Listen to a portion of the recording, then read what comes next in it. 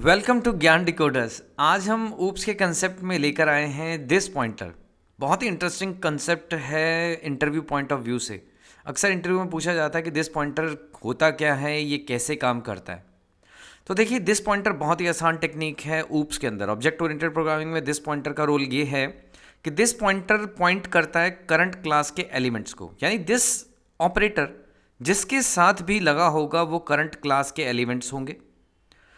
और ये हमें डिफरेंशिएट करने के काम भी आता है instance variable and local variable के। देखिए, यही इंटरव्यू में बोलना होता है कि this pointer points to a current class और this pointer basically use to differentiate between instance variable. देखिए, इंस्टांस वेरिएबल हमारे पास वो वेरिएबल होते हैं जो क्लास के वेरिएबल होते हैं, एंड लोकल वेरिएबल ये हमारे पास लोकल वेरिएबल के डिफरेंशिएट और इंस्टांस वेरिएबल में डिफरेंशिएट करने के काम आता है। तो चलिए हम लोग इसको यूज़ करते हैं और उसमें सीखते हैं कि इसको कैसे बनाया जाता है और कैसे यूज़ किया जाता है। तो चलिए, तो जैसे कि हम लोग यहाँ पे काम कर रहे थे इस पैकेज के अंदर, इस प्रोजेक्ट के अंदर, तो यहाँ पे हमें ऊप्स के अंदर हम लोग कई सारे प्रोग्राम बना चुके हैं। तो अब हम क्या करेंगे, इस ऊप्स पे राइट क्लिक कर लेते हैं, न्यू पे चलते हैं और यहाँ पे क्लास चूज़ कर लेते हैं। जैसे कि ऊप्स हमारी लैंग्वेज है तो हमें क्लास के अंदर ही काम करना है, और जावा प्योरली ऑब्जेक्ट ओरिएंटेड है तो everything should be with in a class. तो हमें क्लास तो बनानी पड़ेगी। तो फिलहाल क्लास का नाम हमने XYZ रख लिया। तो XYZ ऑलरेडी हमने ले रखा है तो हम लोग XYZ नहीं ले सकते, टेस्ट नाम से ले लेते हैं। एक टेस्ट नाम से पब्लिक स्टैटिक वॉइड मेन और फिनिश।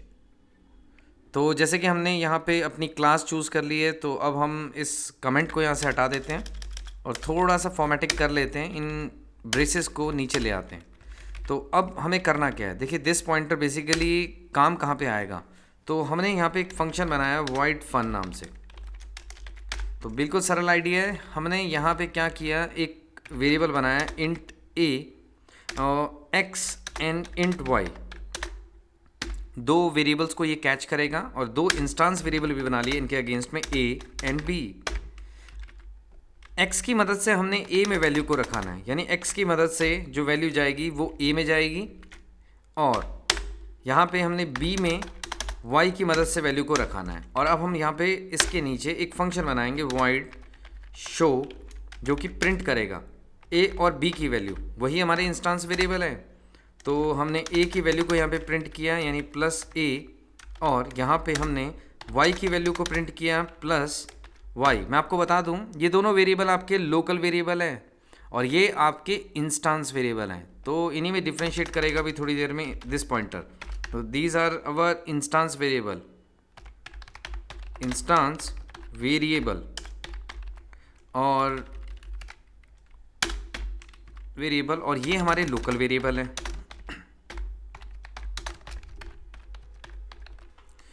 अब होगा क्या, देखिए आप यहाँ पे a और b का ही यूज़ करेंगे। a और जस्ट ए मिनट, हमने यहाँ पे y लिख दिया गलती से, हमें यहाँ पे b लिखना है।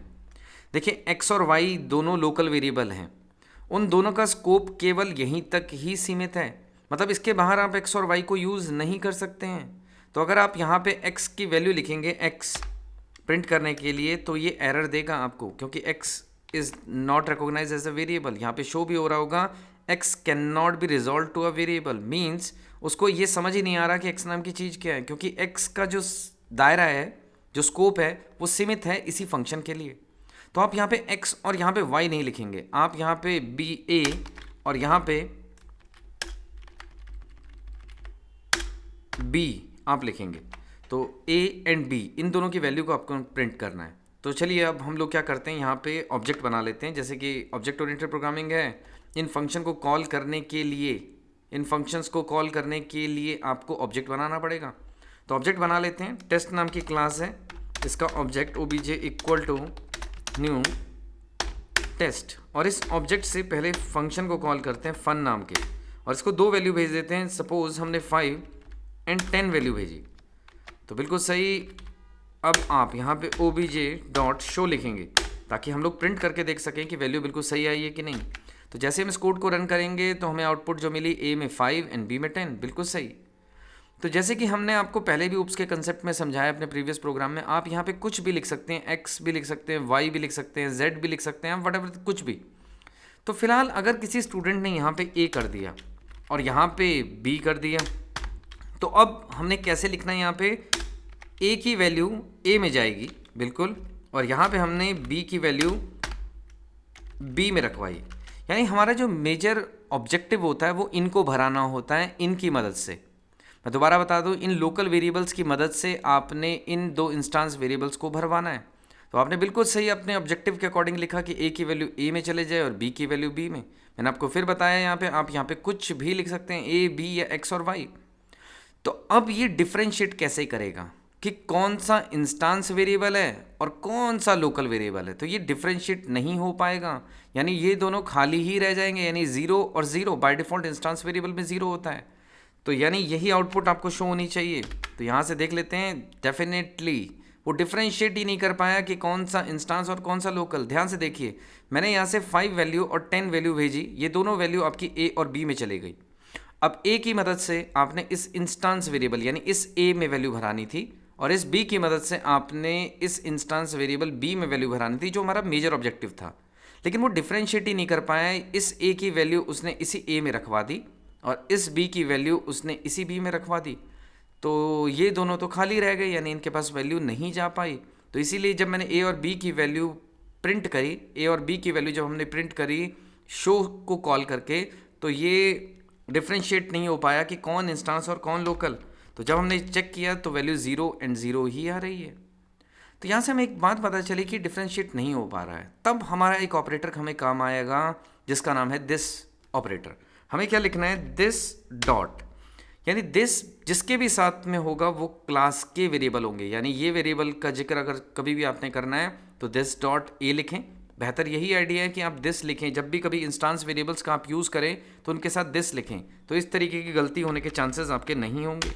और यहाँ पे भी आपने बी लिखना है। तो अब ये बिल्कुल डिफ्रेंशिएट कर पाया है कि ये जो वेरिएबल ए है आपने यहाँ पे मेंशन किया है, इसके साथ दिस लगा है, तो this points to a current class elements, यानी इस एलिमेंट को ये दिस के साथ शो किया गया है, और इस एलिमेंट को यानी बी को आपने फिर दिस के साथ यूज़ किया है। तो बिल्कुल सही है। हम एक बार इसको चला के देख लेते हैं एग्जैक्टली। तो हमने ए और बी की वैल्यू बिल्कुल वही नज़र आ रही है जो यहाँ पे हमने ले रखी थी। तो this pointer basically points to a current class, और this pointer basically use to differentiate between local variable यानी ये और इंस्टांस वेरिएबल यानी ये। तो ध्यान में रखें, दिस पॉइंटर का कंसेप्ट अक्सर इंटरव्यू में पूछा जाता है, बहुत ही इंपॉर्टेंट कंसेप्ट है ऊप्स पॉइंट ऑफ व्यू से। तो ऑब्जेक्ट ओरिएंटेड प्रोग्रामिंग हर प्रोग्रामिंग में यूज़ की जाती है, आपकी C++, जावा, .NET, एंड्रॉयड, पाइथन, हर जगह आप यूज़ करते हैं ऊप्स की टेक्नोलॉजी को। तो इस कंसेप्ट को जरूर याद में रखें कि this pointer basically differentiate between local variable यानी ये जो कि लोकल हैं इस ब्लॉक के लिए, और इंस्टांस वेरिएबल जो कि पूरी क्लास में जिनका प्रभाव है। जो जिनके भी साथ में दिस होगा वो क्लास के वेरिएबल होंगे, और जिनके साथ दिस नहीं होगा वो लोकल वेरिएबल होंगे, यानी ये वाला वेरिएबल। तो बिल्कुल ऐसे ही शो हो रहा है, जैसे मैं इसको सिलेक्ट कर रहा हूँ तो ये शो हो रहा है, और जैसे ही मैं इसको सिलेक्ट कर रहा हूँ तो आपके ये वेरिएबल्स को ये बताएगा। तो यहाँ पे हमने सीख लिया कि दिस पॉइंटर कैसे काम करता है और कैसे वो एक पॉइंटर पॉइंट करेगा किसी पर्टिकुलर वेरिएबल को। देखिए पॉइंटर जरूर है बट ये पॉइंट कर रहा है to a current class elements. यहाँ सी के पॉइंटर का कंसेप्ट नहीं है, जहाँ पे एड्रेसेस का कंसेप्ट होता था। तो ये अलग टेक्नोलॉजी है ऊप्स के अंदर जिसमें आपने दिस पॉइंटर को सीखा, जिसमें आपने सीखा this pointer points to a current class. Thank you.